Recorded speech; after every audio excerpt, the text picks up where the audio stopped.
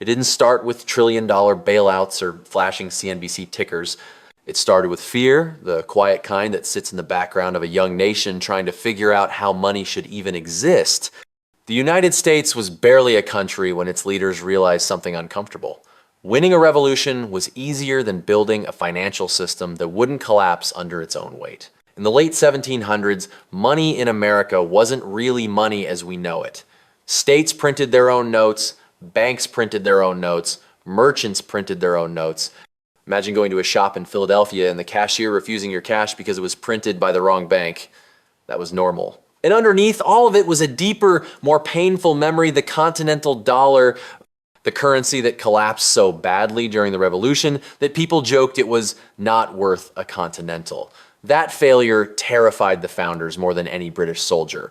They knew the country needed stability, but they also didn't trust concentrated financial power. So America entered the 1800s with a strange relationship to money. It wanted control, but it also feared control. Every attempt to create a national bank, the first bank of the United States, then the second, became a political war zone. Presidents fought them, Congress fought them, states fought them. And when the second bank finally died in 1836, the country went right back to chaos. Then the Civil War hit and everything broke at once. To fund the war, the government did something it had avoided for decades. It printed national paper money. Greenbacks, notes backed by nothing but hope, blood, and a government fighting for survival. To produce them, the Treasury created a small printing operation in 1862 that would later become the Bureau of Engraving and Printing. By 1877, that bureau became the sole producer of US currency. Every dollar bill you've ever touched can trace its origin back to that moment. But here's the twist. While America now had one place printing money, the real power wasn't in ink or paper. It was in credit, loans, banking. The invisible numbers inside ledgers that could multiply far faster than physical dollars ever could. And that invisible system kept breaking again and again. Between 1873 and 1907, panics, bank runs, and collapses became almost routine. Newspapers at the time described banks locking their doors while crowds gathered outside, desperate to know if their savings still existed. By the early 1900s, the US had learned a brutal lesson. A modern economy couldn't survive without a central brain. So in 1913, after years of debate and secrecy and compromise, Congress passed the Federal Reserve Act. The Federal Reserve System, a network of regional banks with one purpose: prevent the country from tearing itself apart every time credit tightened or panic spread. The Fed was born not as a money printer, but as a stabilizer, a lender of last resort, the final answer to a century of financial chaos.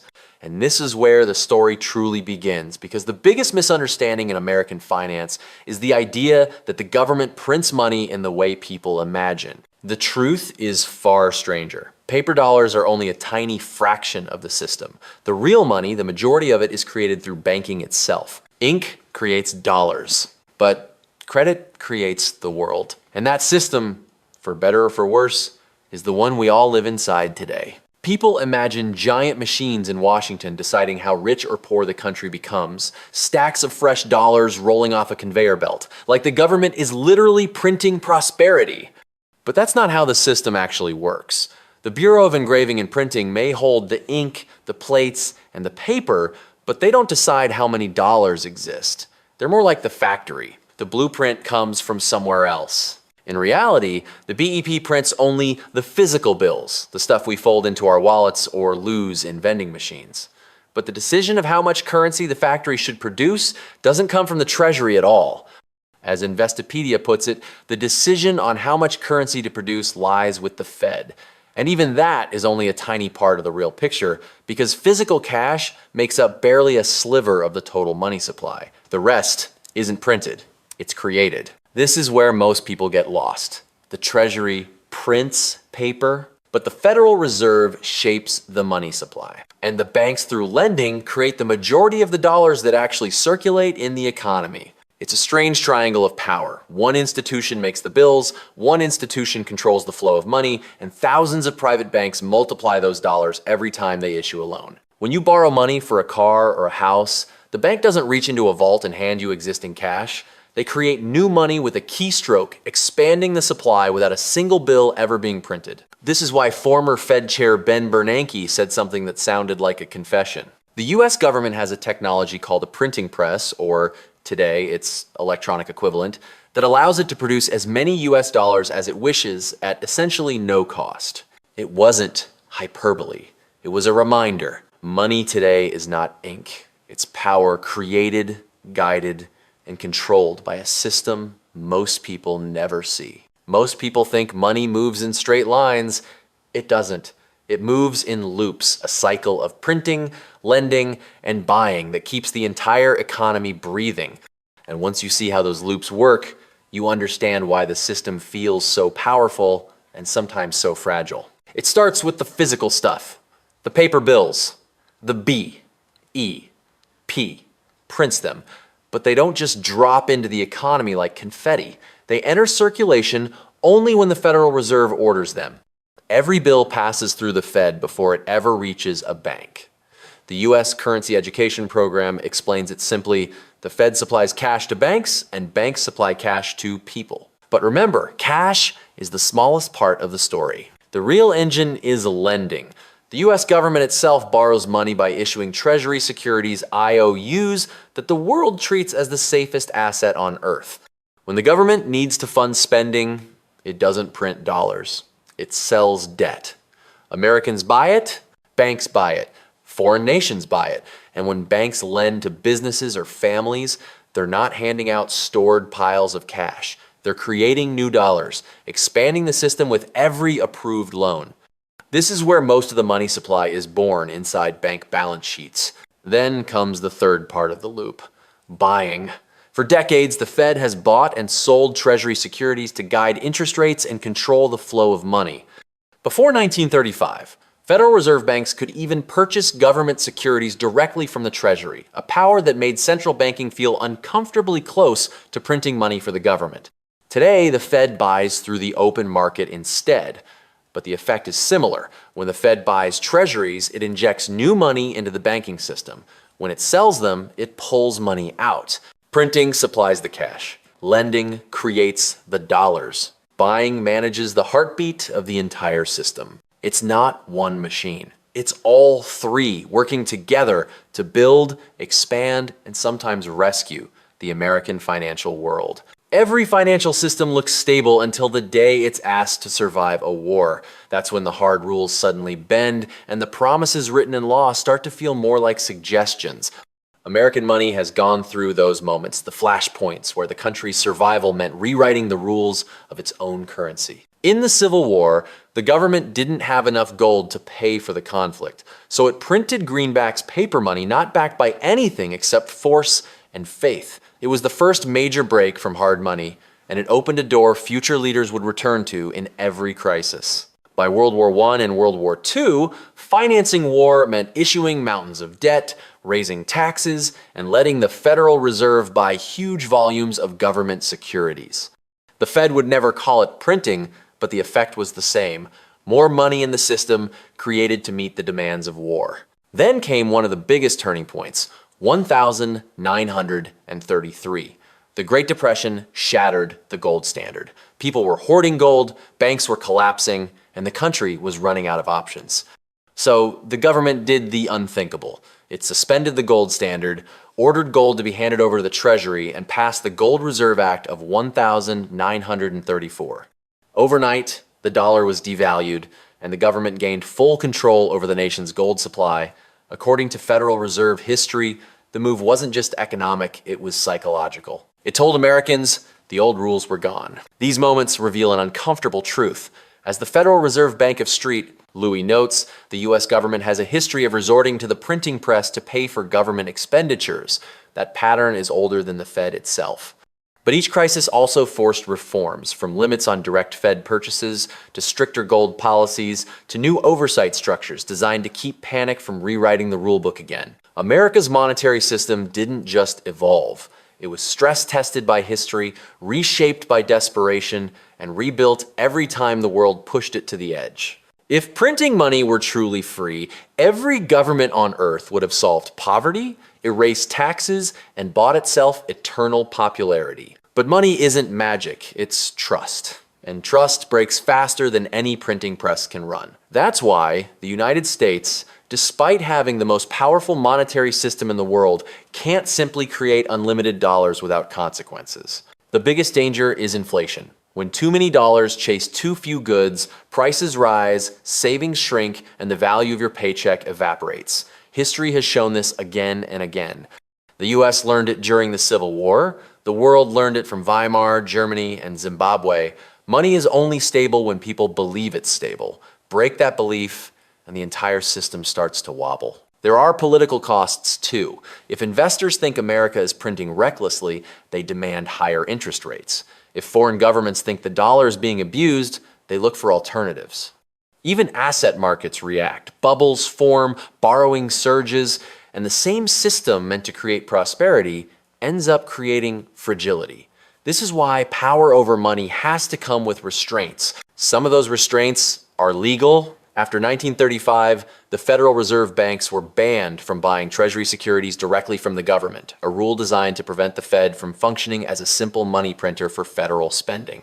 The New York Fed makes it clear from that point onward, everything had to go through the open market, where private actors set the price. It made money creation less political and more disciplined. Even Ben Bernanke, the man famous for describing the government's electronic printing press, warned that power does not mean recklessness. As he put it, of course the US government is not going to print money and distribute it willy-nilly. It wasn't reassurance. It was a reminder that restraint is part of the design. And then there are the internal checks. Congress controls spending, the Treasury issues debt, the Fed remains independent, and financial markets react instantly to any hint of irresponsibility. No single institution can unilaterally create money without facing consequences from the others. The system has power, but that power is bounded by law, by credibility, and by the simple truth that money only matters if people trust the people who create it. The modern financial system doesn't look anything like the one the founders imagined. It's bigger, faster, and almost entirely digital, a world where trillions of dollars move with a keystroke, and the line between creating money and financing government spending has become more blurred than ever. The turning point came in 2008. When the financial system froze, the Federal Reserve did something unprecedented. It began buying long-term securities on a massive scale. This wasn't normal interest rate policy. It was a new tool, quantitative easing, or QE. As Investopedia explains, QE meant the Fed purchased treasury bonds and mortgage-backed securities to inject liquidity directly into the financial system. In plain English, the Fed created digital money and used it to buy assets, hoping to keep credit flowing and prevent collapse. And it worked. But it also changed the game forever. Now, when the Treasury issues new bonds to fund government spending, the buyers aren't only banks, pension funds, or foreign governments. The Federal Reserve can step into the market and buy huge volumes of those bonds itself. It doesn't buy them directly from the Treasury, the law still forbids that, but the effect on the money supply is the same. When the Fed buys assets, the banking system receives new reserves. When the Treasury spends, that new money ends up in the real economy. This is why some analysts argue that the government already money finances portions of its spending.